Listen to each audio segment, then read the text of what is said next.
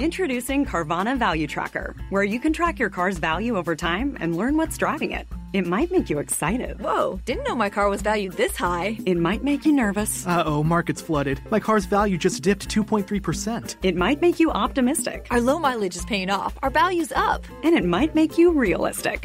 Car prices haven't gone up in a couple weeks. Maybe it's time to sell. But it will definitely make you an expert on your car's value. Carvana Value Tracker. Visit Carvana.com to start tracking your car's value today. The U.S. Border Patrol has exciting and rewarding career opportunities with the nation's largest law enforcement organization. Earn great pay with outstanding federal benefits and up to $20,000 in recruitment incentives. Learn more online at cbp.gov/career/USBP.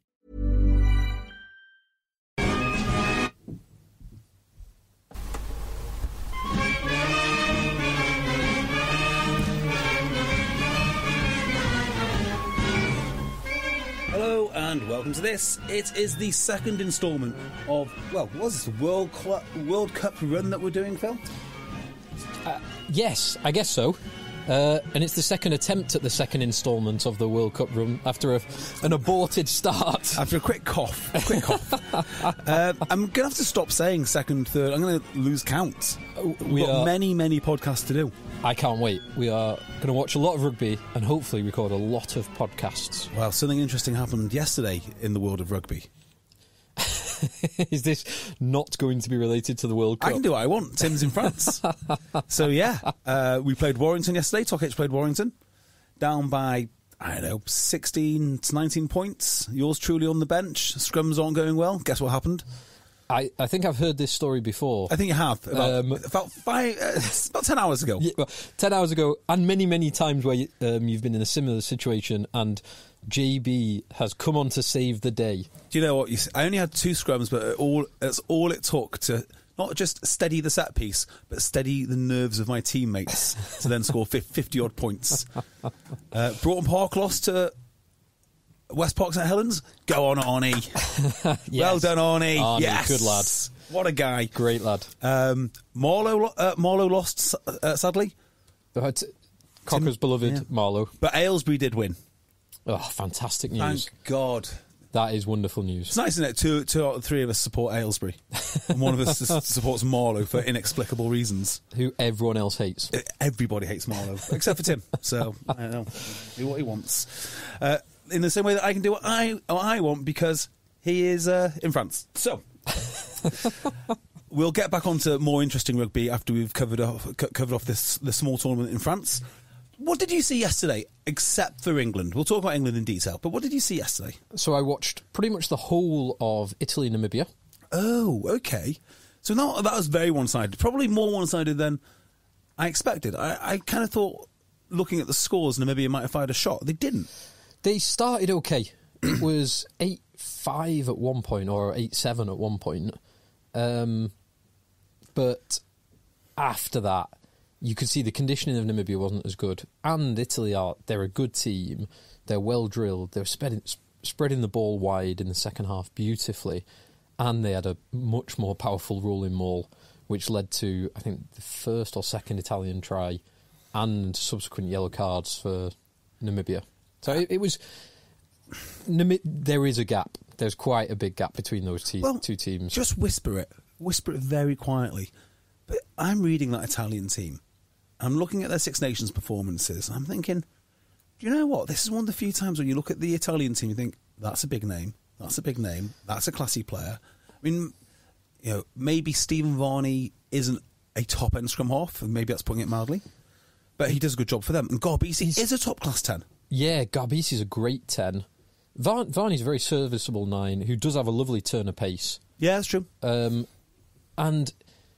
he's got to play some relatively simple tactics because he's got 2 excellent kickers and controllers of the ball in the back line in Tommaso Allen and Garbisi. Mm-hmm. And they mix those around. So Tommaso Allen started at 15. Yep. Tommaso Allen then moved to 10 and Garbisi moved out to 12. And Capuozzo moved to 15 and Bruno came onto the wing and Paolo Dogu came on, scored a nice try at the end, and he looked a handful because he is a handful.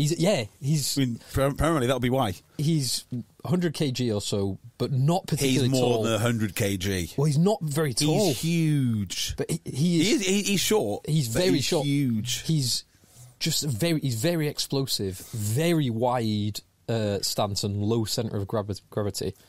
So this is Italy team. Can they trouble France or New Zealand? Maybe New Zealand, not France. Maybe. Well, they only narrowly lost to France this year. Well, you've read Soccernomics. Yes. And one of the interesting things in Soccernomics is when it describes football teams, and aside from the money that they spend, they point out that it's about, are your 3 best players better than the opposition's 3 best players?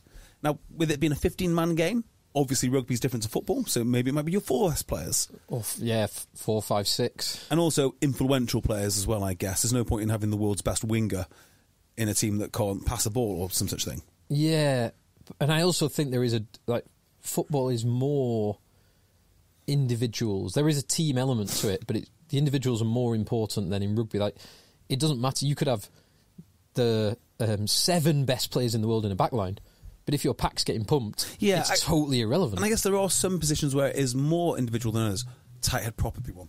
Your tight head prop is an absolute monster. That is actually an individual that makes a huge impact on a game. Yes.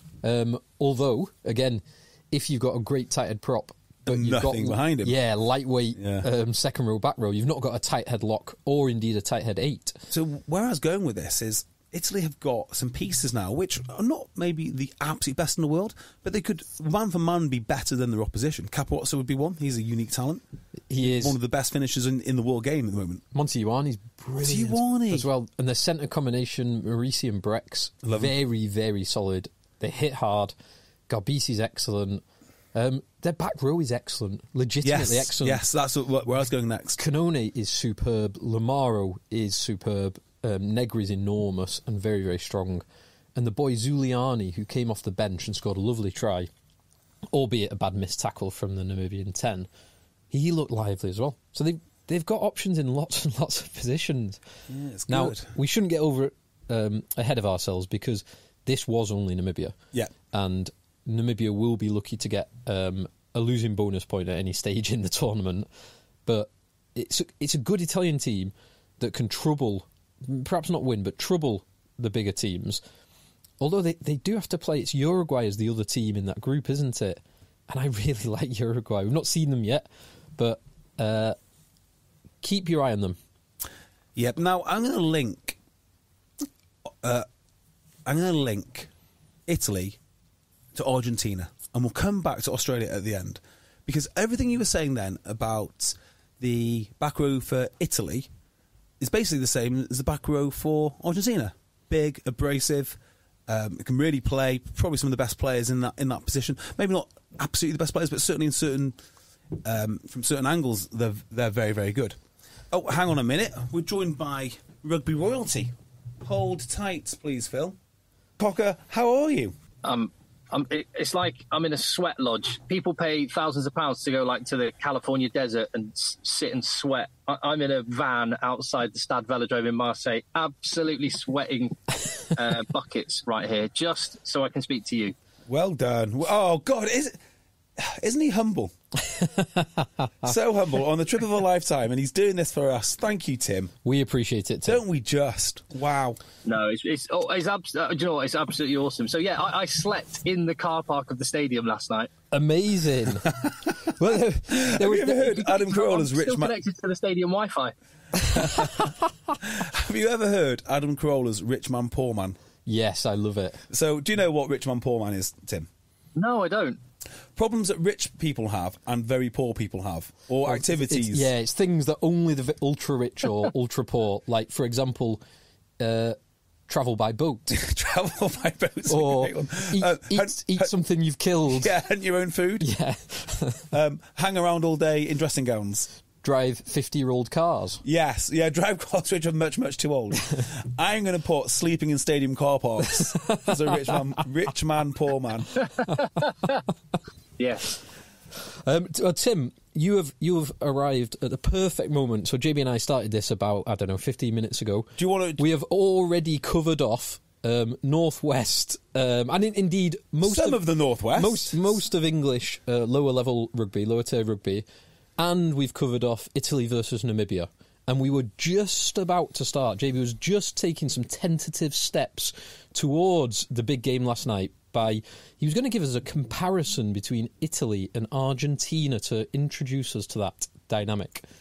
Now, before I go on, it's only right for you and the listeners. Do you want me to recap on any of the local rugby, Tim? No, it's fine. Cov beat Saracens. That's the one thing I've heard. Oh God, yeah. There's Premiership Cup on. Oh God, what a weekend! We'll be going through that in detail, of course. I'm not surprised that JB has been avoiding. What was it? Well, I don't know. So I would just jump straight in and go. There seems to be a slight difference between the general thrust of what people felt watching England on the telly, pleased with the win, but still not pleased with the performance. And everyone coming out of that stadium, I don't know whether it was the atmosphere, the day spent getting well hydrated down on the port, but everyone seemed absolutely really happy with that. Well, how did you feel, Phil? Happy. I was impressed with the way that England kind of fronted up after the red card, and the way that they pressurised Argentina, and very, very happy with the way that George Ford controlled the game in numerous areas, controlled the overall kicking game, controlled the scoreboard, and just kept, one way or another, just kept the scoreboard ticking over with a... Did Ford have a perfect kick? He missed at least one. Well, Elliot Daly missed two, didn't he? Yeah. Did Ford miss one? But near perfect game off the stick. So I was very happy, and this is a very good Argentina team who've had some incredible wins in the past couple of years, and have got, as I think JB was going to come on to say, some very good, very experienced and great combinations right across the team, and they were put under a lot of pressure. I disagree with the pressure part. I mean, I do and I don't. So in open play, they weren't put under pressure, but they were territorially. So open play, no, because England hardly ran the ball. Yeah. England played a very, very simple game plan. They kicked a lot. They threw men into the breakdown, made it a good contest, and they kicked a lot, both box kicks and kind of kicking tennis, and generally won the majority of those, the ruck battles and the kicking battles, and that's what created the pressure on Argentina. Yes, I agree with that. I don't think they created any pressure defensively, really. They had some turnovers. They didn't need to, because what was frustrating, because I was watching this as a neutral. No, I wanted England to lose. Make no mistake about that. I don't want England to lose because I want English fans to be miserable or to teach England a lesson. I want them to lose because I want the RFU to lose their job. I want English rugby to be saved from itself, and the only way that happens is if England go out in the group stages. I don't want England to go out in in that bitter sort of tribal way that people do. Far from it. I want them to be great, but they won't do it under this administration. So before anyone says anything else, that is my stance. Yeah. So from a neutral's point of view, it was very frustrating, because Argentina are a wonderful team of ball in hand, and they were tearing chunks out of England. But they weren't given the opportunity, really, to get going, either by the referee, by their own mistakes, which are bloody brain dead. I mean, it was just poor. It was just poor what they were doing. And lastly, by England, who did a really good job of just stopping everyone playing rugby. And also, You put them in that order. I put it in the reverse order. They weren't able to do what they wanted because of England, because of their own mistakes. And then you could maybe throw the referee on top. But it's quite revealing that you put that one first. It's not revealing at all. It's revealing that's what I watched. So, if you think about it, hang on, would it be revealing if I said the opposite? Would it be revealing if I said... Yeah, it would be that you're putting what would I be revealing? The things that were most influential first. Yeah, but what would it be revealing? I would think it would reveal a more unbiased, fair assessment of the match. Hang on. So it only is revealing if I agree with you, because that would be the right thing. But if I say it the other way, it somehow is revealing that I'm biased. Anyway. Well, I think when we can talk about refereeing decisions and the whys and wherefores, but I don't like putting that first. We talk about it all the time. There's no single point of failure, and there's not. I just gave you 3. There's a lot more that There's a lot more that Argentina could have controlled and didn't before you even need to venture into talking about any refereeing decision. Well, I mean, I'm not going to put it on the referee per se. I say refereeing decisions. I think more accurately is Argentina's lack of ability to identify what the referee wanted. I think that's probably a better way to put it, and that's why it was brain dead. So there were so many mistakes, and I'm talking not about pressurised mistakes where you throw the ball into touch or you get smashed in the contact and you drop the ball or things like that. I'm talking about things like they were going to deck and just dropping the ball. They just really, really basic things. And I don't know what their preparation was like, but they didn't look like a team that were ready. And if they could have capitalised on... They had one game in the last month and it was against Spain. Yeah, is that all they've had? I mean, they've had the Rugby Championship too, haven't they? I think so. Yeah, they had the Rugby Championship. They might have had one other game, but I flagged it a few weeks ago that there's a risk that they'd come in undercooked because their most recent game, and only one for certainly at least 3 weeks, possibly longer, was a 50-point hammering of Spain, who are not preparing for a World Cup in a very different stage. But then the counter-argument to that is Argentina had 3 months locked in hotel rooms and beat New Zealand away. Yes. Albeit, I think it was in Australia. But, yeah. So that's not really an excuse for Argentina. You made a good point, JB. It's not an excuse. Failing to identify what Garces was looking for. Yeah. Like... Reynal. Sorry, Mathieu. They were woeful. Reynal. They were absolutely woeful. Yeah. And how much of that is... What's your perception from the stadium, Tim? How much of that was Argentina just getting it wrong? And how much of that was England putting them under pressure for lots of different reasons, some of which was the simplistic but well-executed game plan that England employed?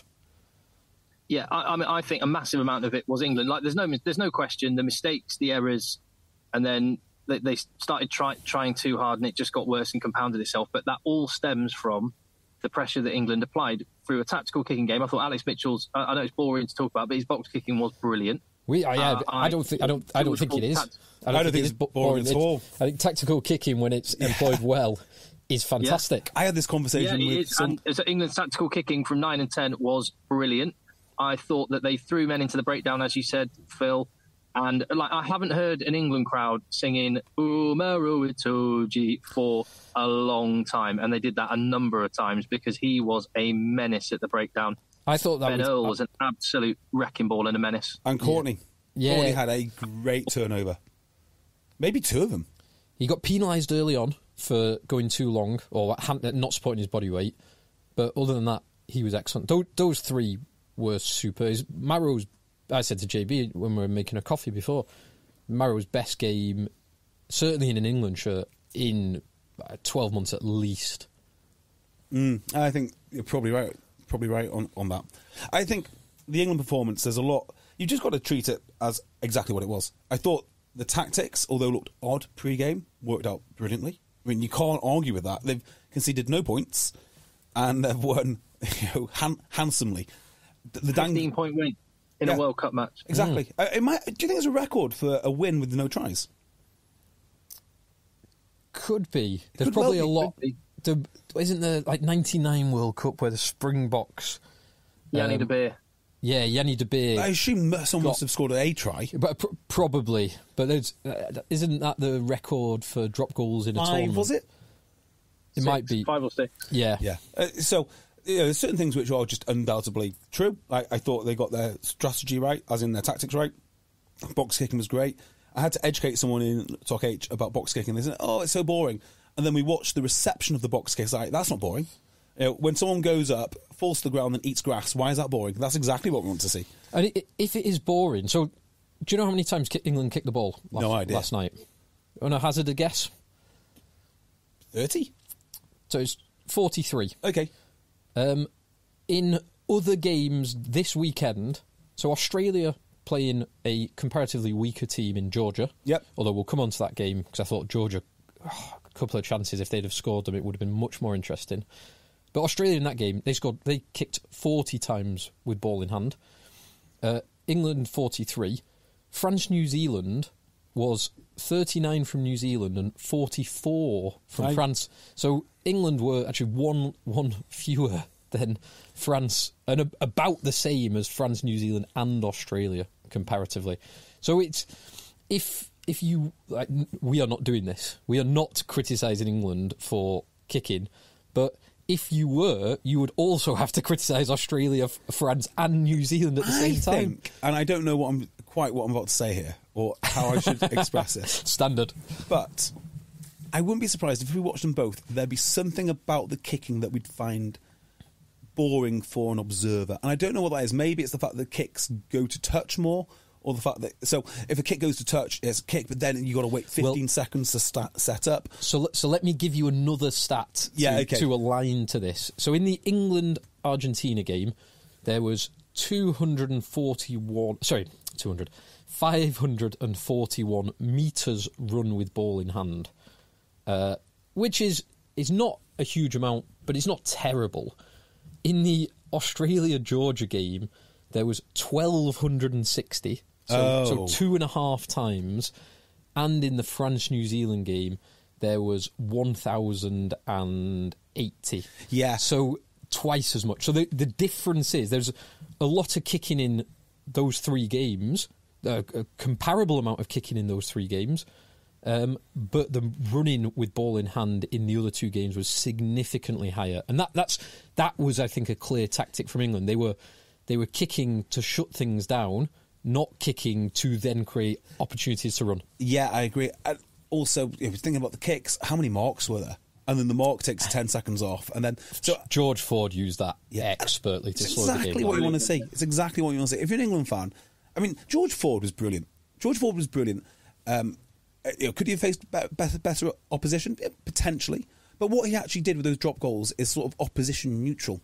Mm-hmm. Those drop goals were absolutely incredible. The first two as well. The third one was lovely because it's just a little dink when they're building to try and score a try. Yeah. And the first two from 50 yards out, which you saw Santiago Carreras have a shot from about that distance, and it was closer to the corner flag than it was to the sticks. I felt it was a little bit like George Ford saying, "Okay, I've identified the problem, and the problem is you're all rubbish. So I'll take it from here." But there's also downsides, and I think England need to be realistic about these downsides. The collisions were not good enough. Like, not by a million miles were they good enough. So if Argentina had got their act together on a different day, the line breaks that Argentina were inflicting on England could have been massive. And because they weren't, because they didn't score early, England were never in a position where they had to chase the game. If they had to chase the game, I'm not sure they could have pulled off what they did, because you've got to play differently.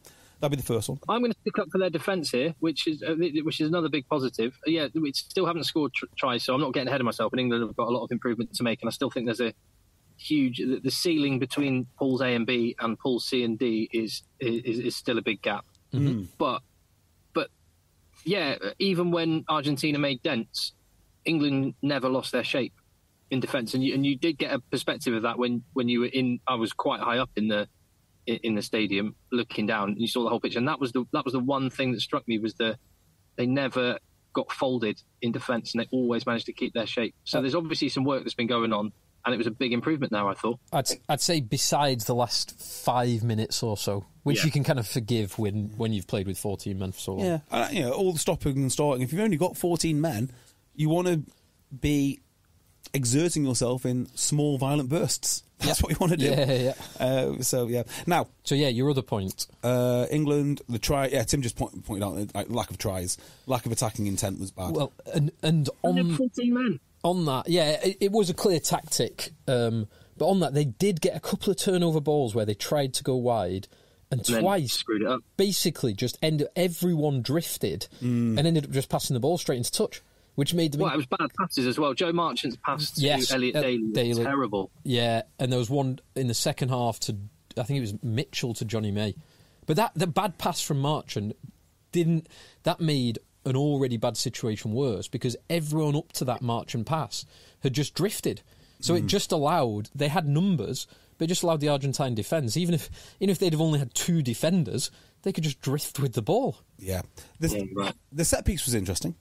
So Argentina's lineup was woeful. And I'm sort of umming and gnawing, was that England? Was that Argentina? The overthrows were Argentina. Yeah. But some of the disruption, I think Mario might have disrupted one. Big courts got up there a couple of times. But, I find that unacceptable for an international team not to win the majority of their ball. I mean, if someone's stealing it in front of you, yeah, that's also unacceptable because you need to do something else. But they just wasn't good enough. And on that, so in France, New Zealand, the line-out success of both teams was 90%. Yeah. France 92, New Zealand 90. But they both missed one line-out. England's was 100% success in the line-out. Argentina's was 73. Just not good enough. That is not good enough. Yeah, and all they needed really was one score early doors, and the complexion of this whole game changes. But they didn't get it, and that's the important thing to remember. They didn't get it. Yeah. So I think England should be happy with this win, because I thought it was a complete coin toss if they'd win it. I think if they played again, it'd be a coin toss again. I thought I had Argentina as favourites. I said it last week. Yeah. In my head, they were favourites going into this. And to play for 77 minutes, a man down, or rather 67 minutes because of the Carreras yellow, I thought that's this is the kind of result and performance that England needed to just turn the tide on public perception, probably their own perception of their ability. So, as an English fan, I am pleased to see that, and it's now how they build through the next few games, leading up to the final game. But you'd say, unless something goes disastrously wrong, England will be in a quarter-final. Yes, I agree. I completely agree. Pool in a quarter-final. So, say again, sorry? Topping the pool as well. Hopefully, yes. Could they lose to Samoa or Japan? It's not impossible, but you'd hope not. No. Yeah. So, can we just briefly, I don't want to labour it, but I spoke to a lot of England fans, and Hey, I'm Ryan Reynolds. At Mint Mobile, we like to do the opposite of what Big Wireless does. They charge you a lot, we charge you a little. So naturally, when they announced they'd be raising their prices due to inflation, we decided to deflate our prices due to not hating you. That's right. We're cutting the price of Mint Unlimited from $30 a month to just $15 a month.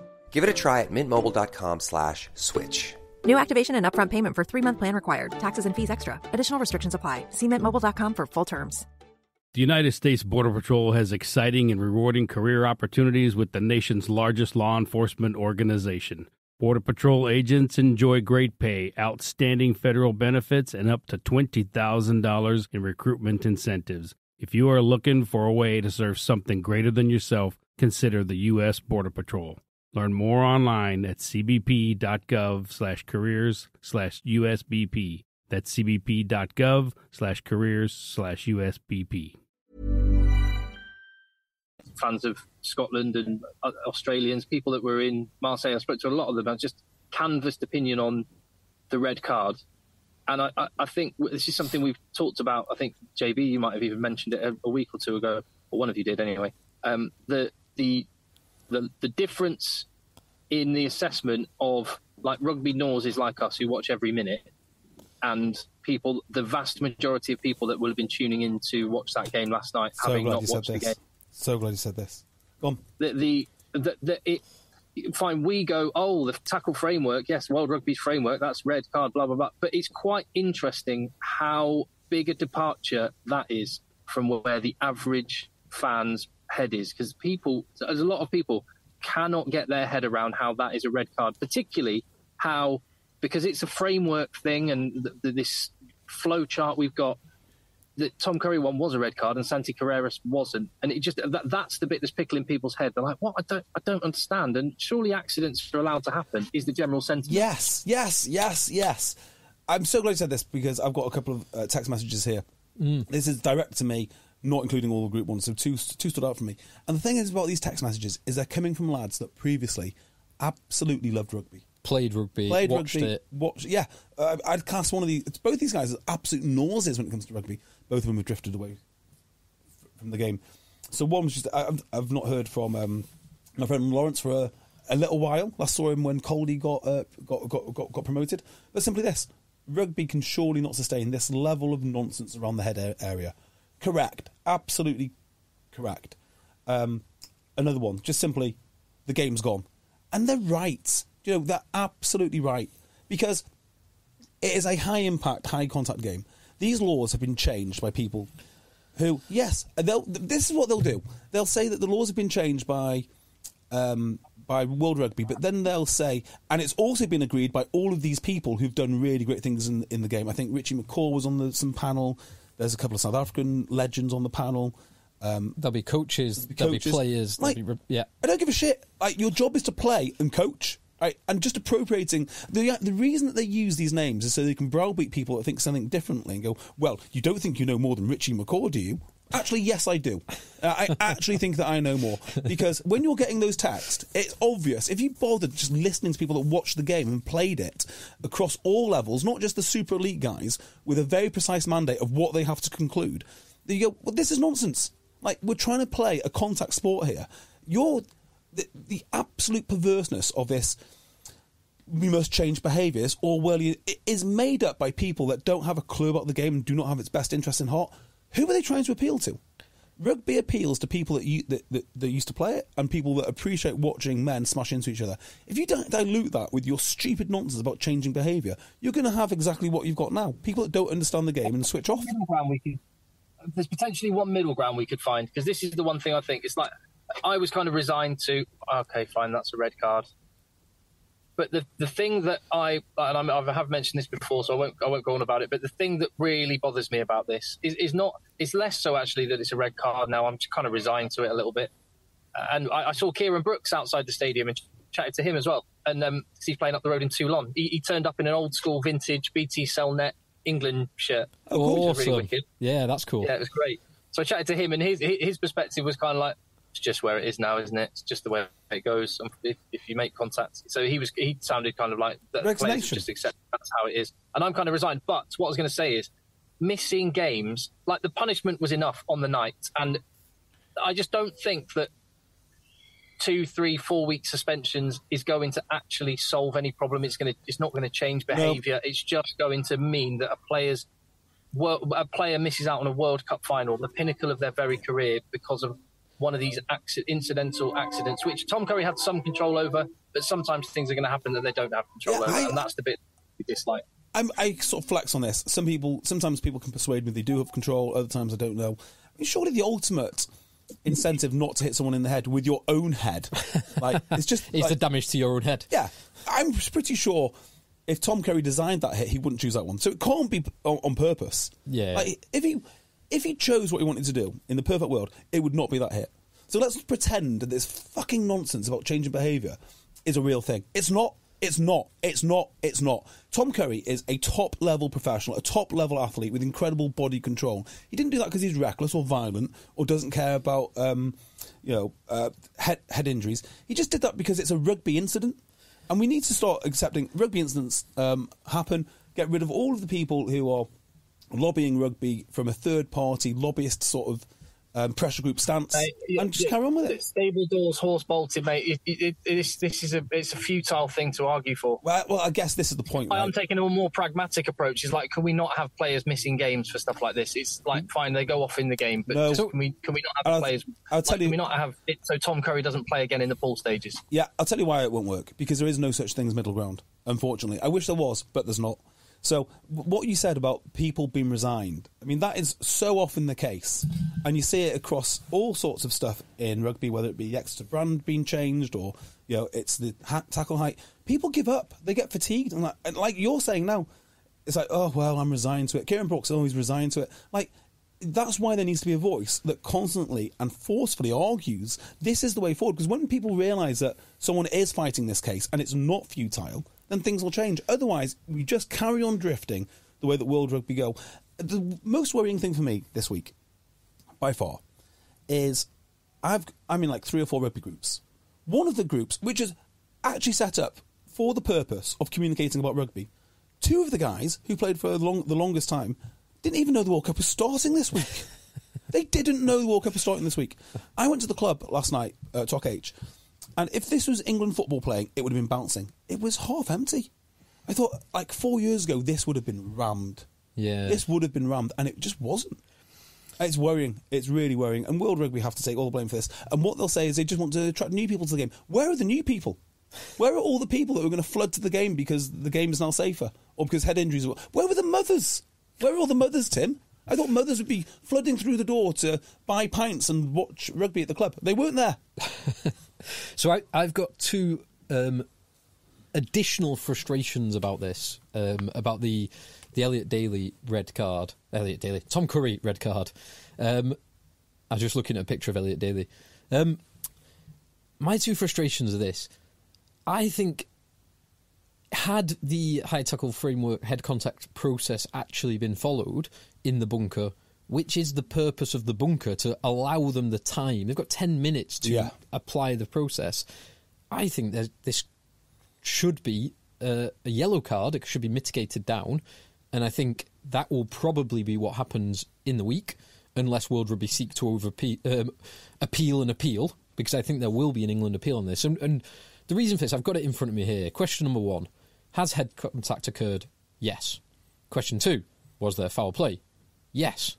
Question 3, what was the degree of danger? High. Red card. Question 4, is there any mitigation, of which the second point is sudden and significant drop or movement? The player, Malia, in the period between catching the ball and landing and getting hit, he is, 4 feet off the ground, and he is dropping out of the air. So his movement is both sudden and significant. Yes. Like, I can't see how that doesn't apply unless you're saying, well, Tom Curry should predict the precise location of his head and mitigate from that point. Get Owen Farrell's legal team on the case. I actually think so. That is frustration number 1. I think the yellow card probably would have been fair for that, given that mitigation. Here is the new. Yeah, go on. Sorry. Yeah, and point number 2 is one that I've mentioned this so many times in the past, probably not for quite a while, but it drives me wild. The talk in comms on it by people who are supposed to be involved in the game. Supposed to is a great way to put it. Yeah, supposed to be. Allegedly. Sir Clive as one person who 20 years ago was heavily involved in the game. Now I'm not sure if he ever watches any rugby these days, apart from when he gets paid thousands and thousands of pounds. Well, he didn't know who Worcester were. Yeah, exactly. But the talk around, well, there's no malice, there's no intent, and it's like it drives me absolutely wild, because it is so irrelevant to the process. You have to. You would forgive him, wouldn't you, if he said something like, "I know look, by the process, red card, but there's no malice, there's no intent. This would not be red card. Under my schemes, I think it's ridiculous." If you put World Rugby on blast, using those terms, they'd be very powerful, because it's coming from a World Cup winning coach. But because he clearly doesn't know what he's talking about, it's worthless. Yeah, it's total. That's not just. I'm not just directing that point at Sir Clive. It's kind of anyone who mentions malice or intent on a decision like that. It's just hot air. Yeah. Like it's irrelevant. Well, the other side of that coin is the comms people that say things like, "Well, it is for their safety now." Well, don't play the game. Like Tim's point, the resignation, the centrist dad approach to rugby. I would have a different process, and I think the process would cover most penalties, actually, rather than just high tackles. But we'll do it for the high tackle. So first of all, has contact occurred with the head? Yes. Next decision point. Was this a rugby incident? This is completely at the discretion of the referee at the time.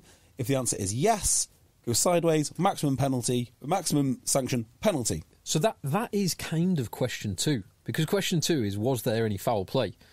That's different. Well, but that is a related to, because if it is just, if 2 players are just running along and they happen to bump heads, that's an obvious example of they're not looking where they're going. They bump shoulders. There is some head-to-head contact. That is just an example of a rugby incident. Yes, it is. But I think by precedent, it has been interpreted as foul play is as well. Almost by definition, has head contact occurred, almost does seem like foul play now. So I think it's been redefined by its existing use. Yeah, I think I've seen it, and I can't think of any good incidents. I've seen it more used in line with what you're just trying to point. But yeah, it's a good point. We should probably have a better framework of that a better explanation of what was there foul play. Yeah, because it's if you frame it as was it a rugby incident, that is probably a better way of framing the same question. Yeah, so if it's a rugby incident, and what classifies as a rugby incident, it means something that occurred which was not intentional. So I have no time for punching or stamping or actual foul play, or if it's shoulder to head without a wrap. What it can't be, right? It can't be that is foul play because they should have worked on tackle technique 3 weeks ago to hit 2 foot lower. That can't be it. It can't be that. No, not having it in any way. Another way to look at it is, would the player have decided to use that technique if he had complete control over everything? No, he wouldn't, because we know what players... You've got to give the players some sort of benefit of the doubt, that they're not just out there to cause grievous bodily harm to each other. They're not just lumps of meat just floating around in the ether that occasionally come into contact. They have some control. So there we go. Right. But it is trashing the game. Anyway, Tim, from your time in the stadium yesterday, live, our man on the ground, is there any other observations on this game? Just a couple of things from outside of the stadium and inside. Argentinian fans are absolutely wild. I've never been to a game that Argentina have played in. Their fans are amazing. They turn up really early to the ground. They're so loud. They're bouncing around.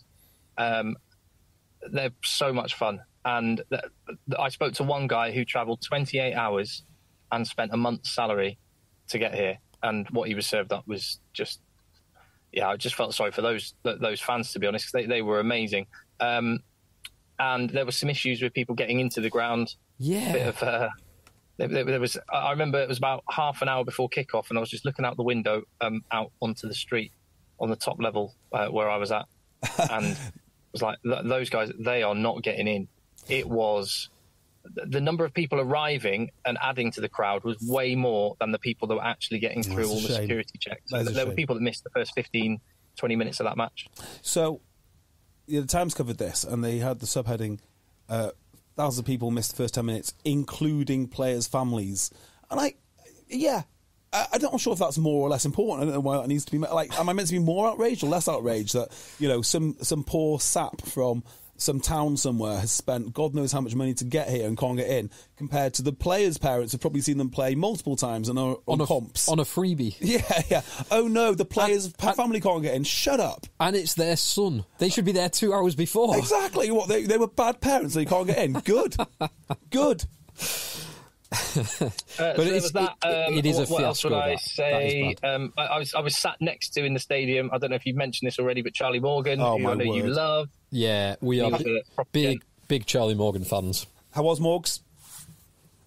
He was on good form, and I sort of have stolen a few opinions that he had that I've just now passed off as my own, because he's just a great rugby mind. It's good to see it working that way around for once. Yes, thank God. Thank God. For the first time. Well, and then second and third hand, it will get passed on. You'll start hearing it pop up in other places. Exactly. After I've used Charlie Morgan stuff, you'll hear all the usual suspects palming that off as their own. So it all goes back to Charlie Morgan. Exactly. Hey, if you want your views to come up in the mainstream press, send us an email of what you want us to say, and then you can read your own views later on in the week. Lads, the stadium was pumping out some sound. It's now gone quiet. I've got to record some stuff, so I'm going to have to go while there's a window where it's quiet enough to do it. Fantastic. Before you go, Tim, and I know you just want to get off, as you very, very curtly said to me yesterday, what's on your agenda today? Because I want to know what you're doing. What I'm doing is I'm sitting in this sweatbox recording some radio stuff. I've got a call into TalkSport in a little bit, and then I'm going to go for... I haven't even had breakfast today. Then I'm going to go for a coffee and some food. I'm right next to the stadium, so I'll go to somewhere around the corner, and then I'll come back to watch the first game. What's the first game today? Don't know, but Wales are at 3:55. No, Wales Fiji's the 9 p.m. Sorry, watching South Africa v Scotland at 5:45. What's the first game? Japan versus Chile. That's it. Japan, Chile. I'll watch that in the media room in the stadium, which has got air conditioning, and I can plug all my stuff in again and get it charged up. All right, and then I'll be watching South Africa, Scotland, and so one of your that's the game I'm most excited about. That's going to be incredible. So one of your videos this week, Tim, you have to do it in the style of Graham Hunter with an espresso and a French paper out in front of you. You mean James Richardson? Sorry, James Richardson. Yeah. Yes. Gazzetta dello Sport. Yes. I'll get the French newspaper and take people through the back pages. Yes, go on, do it. I won't know what's going on. I'll just make it up. You can tell so much from the pictures. I read a story in Spain about a massive drugs haul just by the pictures, and you pick up like X amount of kilograms. Well, that must be the drugs because it wasn't the weight of the police officer. I saw the headline in L'Equipe after France's huge victory over New Zealand, and it's basically French fare, so a play on French flair, but fare being iron. So French iron, which I thought was very, very good. That is good. How do you find that? I just saw it on Twitter. Someone had posted it. Yeah, I enjoyed that. Very good. Very good. Well, you get off, mate, and we'll catch you tomorrow morning. Pleasure. I'll speak to you probably tomorrow or sometime. Tomorrow evening maybe. Yeah, that sounds good. Right, well, that's Tim Cocker departed with. I guess we should talk a little bit about... We did not do Australia, Georgia, or have we? I mentioned it a tiny bit, both in the stats and Georgia being slightly disappointed with themselves. But so I watched most of this game. Australia did some nice things. They scored a few nice tries. Ben Donaldson looked good. Nwanga Nitawase looked very good. A couple of nice offloads, a couple of big, strong carries. And Australian scrum looking good as well. Georgia, though, there's a couple of mistakes, particularly in the second half, when Ninayashvili breaks down through the middle and the Mr. T, the right winger, is screaming down the right wing. And if Ninayashvili goes right and finds the pass, Tabuzadze goes in the corner. Instead, he offloads it to Taniela Tupou, who passes it to Ben Donaldson. And it was a 14-point swing at a time where Georgia were maybe 12 points behind. And if that goes in, and then slightly later than that, Georgia breaking down the left wing and blew a chance. So those two scores, if one doesn't go a 14-point swing to Australia and Georgia get the second one, Australia will be under a lot more pressure.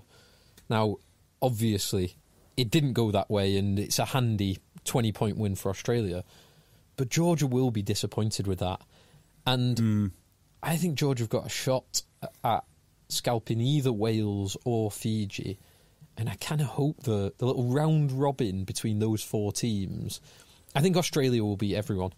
But then Georgia, Wales and Fiji, I could see one win for each of those teams, and it comes down to points difference and bonus points for who goes through behind Australia. Well, we're going to find out what Wales are all about today. Can't wait for that game. It's going to be good, isn't it? Yeah. Mind you, Scotland, South Africa is going to be a belter. I've got this feeling about Scotland. I have as well. I don't know what it is. I've completely got the same feeling. I don't know what it is. I hope they save it for Ireland rather than South Africa. I quite like them to do. I like this Scotland team. There's quite a lot. There's quite a lot to like, and also quite a lot not to like. But I just love Finn Russell, and I love some of the boys they've got there. You can't look at Scotland like a conventional rugby team. Okay, in the same way, you can't look at the Taliban as a conventional army, right? They're going to fight this thing very, very differently. It's a hell of an analogy. Yeah, rugby Taliban, Scotland. They're going to be different, but they've got a lot of good pieces as well. They've got a solid pack. They've got some really good running threats in the pack and across the back line. Well, they're just unusual. They've got unusual talent. They've got unmatchable, unusual talent. Whether that be Duan, I mean, you could match Duan, but it'd be one hell of a government-sponsored project to do so. I mean, besides Duan, who is the next big strong wing? Maybe James Lowe, maybe Pinot. I mean, he's in a different league. I mean, he's different. I mean, he's not better than those boys. And in the same way, Finn Russell is not the best fly half in the world. Yeah. But he's different. And that's the thing, isn't it? It's different. Like 8 years ago in 2015, you'd say Julian Surveyor. Julian Surveyor won. Probably the closest. Yeah. I can't think of maybe one of the Fijian boys, but not even their wingers. You'd be more talking like Tuisova or Tuisova was the one I was thinking of. Not the same thing. Naya Salevu. Radradra, to be fair, the way he plays centre would be exactly the same way that Duan would play centre. Duan would play centre. Yeah. And also the same way that most number 8s would play centre. Yeah, Gregory Aldrit. Yeah, he'd play centre in the same way as them. So, yeah, that'd be that. They're just unusual. That's the best thing that I can say about them. Everything about them is unusual. So I'm doing a Super Brew League, and I've currently got South Africa to win, but the closer it gets to kick-off, I'm edging towards a Scotland win. I'm telling you, it's Ireland that are going to come unstruck.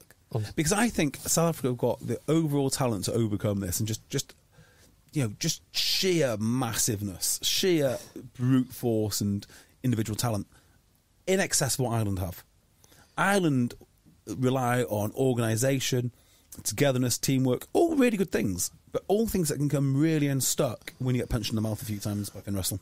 But Ireland also do have a secretly, and I've made this point for a while, a secretly enormous team. They are, yeah. That back row of Tyburn, Peter Romani and Caelan Torres is absolutely massive. It's not South Africa big, though, is it? I don't think it's far off that South Africa back row.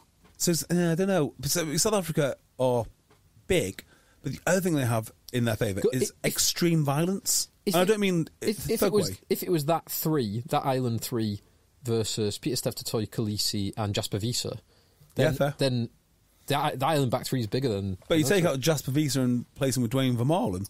But then Khaleesi is the smallest one of the whole 6. Yeah, it's true. It's true. But hang on, Quagga Smith comes in, he's smaller again. But then he is supremely violent. Yeah. Like and his work around the breakdown is amazing. Yeah. In the same way that Hamish Watson is supremely violent. Yeah. You want that unhingedness about the way that you play. It's hard to... When you play with a guy like this, so we've got a guy, or did have a guy at Talk H who plays... I just can't describe the amount of force that they generate. Someone from last night, Ben Earl. Ben Earl is not a particularly big bloke. No, he's not. But he throws his weight around. He's so explosive with it. I wish, and that's kind of why I wish we could have seen Ben Curry for a little longer, because he is supremely physical. Tom Curry. But same. Sorry, same. A Curry. A generic Curry. Yeah, one of them. Mrs. Curry, Mr. Curry. Mr. and Mrs. Curry don't even know which one's which anyway, so it doesn't matter. And they're both supremely violent too. The final game that we've not really touched on, which we don't really need to touch on, is Ireland hammered Romania. Yeah, I don't have anything to say about this. 80 points. I only watched a little bit of this. I happened to watch the first 5 minutes where Romania went 5 points up, which I thought, come on. Here we go. So 5 points after 3 minutes. I can do the maths. This is going to be over 100 points to 0 to Romania. Imagine. Sadly, it didn't quite work out. Did they not have our friend Vlad Iannucci reffing the game? That would have helped, wouldn't it, boys? They didn't have a Romanian referee. Oh, what a shame. Which is a pity, because that might have levelled things up a bit. Yeah, last thing you want to see, if you're in that group with Romania, is a Romanian referee. If Romania even have a remote chance of qualifying and they roll out a Romanian referee, all bets are off. There we go. So we're going to enjoy the rugby today. 3 games today. Watch out for a couple of upsets. Watch out for Chile doing a lot better than people think. Watch out for... Actually, 3 upsets. Watch out for Scotland and watch out for Fiji. Which to us wouldn't really be an upset, but to some people might be. And then we will record again tomorrow evening. Or morning. Or evening. Well, I'm kind of working tomorrow morning. So this comes out today. Sunday. Yes. So what do people have to listen to on Friday? On Monday morning, they'll have this. Fine. Okay, then. We're done. Beautiful. Looking for a fun way to win up to 25 times your money this football season? Test your skills on Prize Picks, the most exciting way to play daily fantasy sports. Just select 2 or more players, pick more or less on their projection for a wide variety of statistics, and place your entry.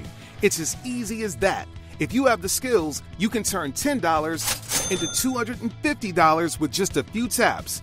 Easy gameplay, quick withdrawals, and an enormous selection of players and stat options are what make Prize Picks the #1 daily fantasy sports app.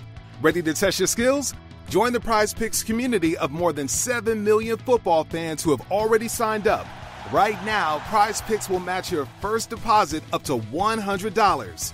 Just visit prizepicks.com/get100. and use code GET100. That's code GET100 at prizepicks.com/get100 for a first deposit match up to $100. Prize Picks, daily fantasy sports made easy.